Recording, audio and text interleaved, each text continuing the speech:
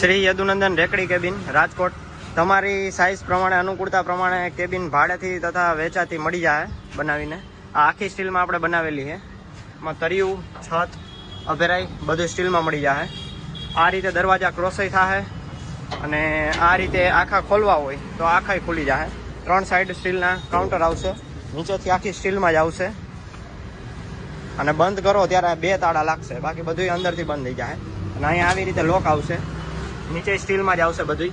અને આ રીતે ડ્રોવર આવશે, ડ્રોવર એ લોક થઈ જાય એ રીતે જ આવશે.